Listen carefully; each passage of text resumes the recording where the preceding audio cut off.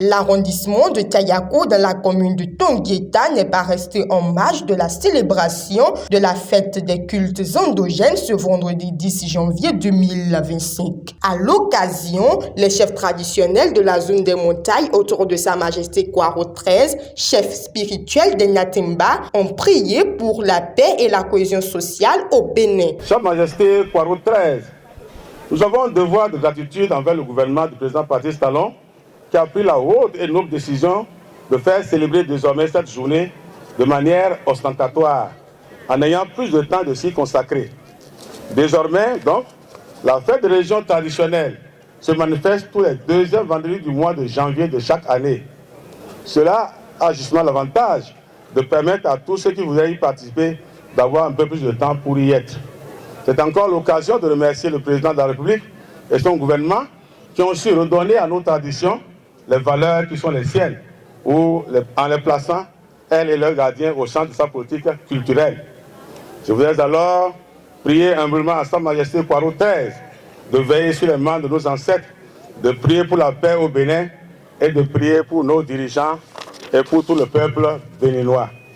Puisse-t-il avoir la force et les ressources cette année de tenir nos divinités afin que règne la paix chez nous. Préserver et promouvoir les cultures locales qui méritent d'être profondément enracinées dans l'histoire du Bénin, c'est l'objectif principal de cette célébration qui coïncide avec le premier anniversaire de l'intronisation de Sa Majesté Kwaro XIII. Pour cela, un plaidoyer a été adressé à Sa Majesté Kwaro XIII dans le règlement des questions de sécurité dans la commune de Tonguieta. Cette célébration pour nous doit permettre à nos communautés de la Takura Nord-Ouest, pourquoi pas de tous les septentrions, de renouer davantage avec les traditions pour les mettre plus en exergue et partager leur patrimoine avec le reste du monde.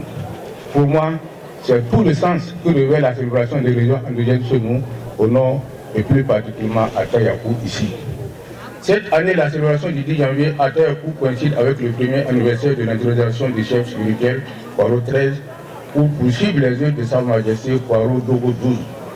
Je voudrais lui souhaiter un bon anniversaire dans ses nouvelles fonctions très exigeantes et lui exprimer mes félicitations et celles de tout le conseil communal pour le mérite observé en lui dans la poursuite de la gestion de l'héritage qui lui a été laissé.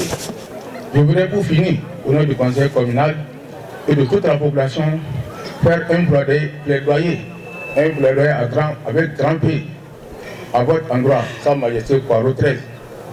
Je voudrais solliciter en toute sincérité votre forte implication pour obtenir une synergie d'action des détenteurs ou gardiens de la tradition pour nous venir au secours dans le règlement des questions de sécurité dans la commune. Le maire disait tantôt qu'il a besoin de nous tous, pour la sécurité de la commune. Cette fois-ci, il s'agit de tout le pays. Et nous avons besoin de vos prières. Nous avons besoin de vos prières surtout pour soutenir nos soldats, nos enfants, nos fils qui sont au front. C'est vrai, ils sont là pour ça, mais nous devons les soutenir. C'est nous tous qui sommes concernés.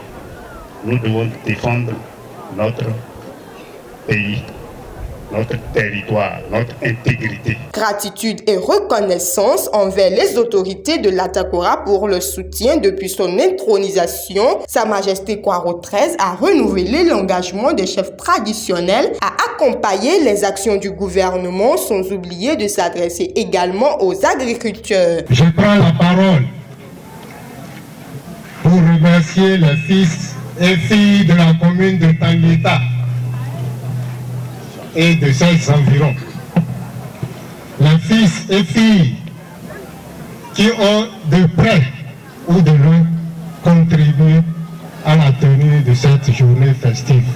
Cela montre combien de fois ils prennent importance à cette fête des cultes endogènes qui sont bien sûr les nôtres. Mes frères, autoculteurs et sojaculteurs des régions de la zone septentrionale, nous leur disons que la vie dit-on, est un combat, mais est aussi un ensemble de vies.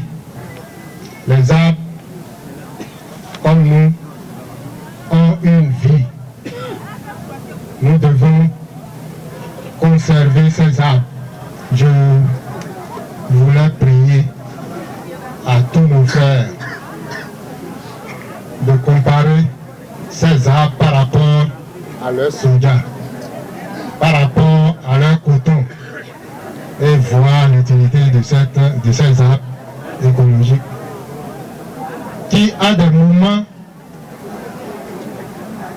abritent nos cultes. Ainsi, Tayakou aura marqué d'un cachet spécial la fête des religions endogènes loin de Ouida, où se déroulent les festivités du Vodun Days.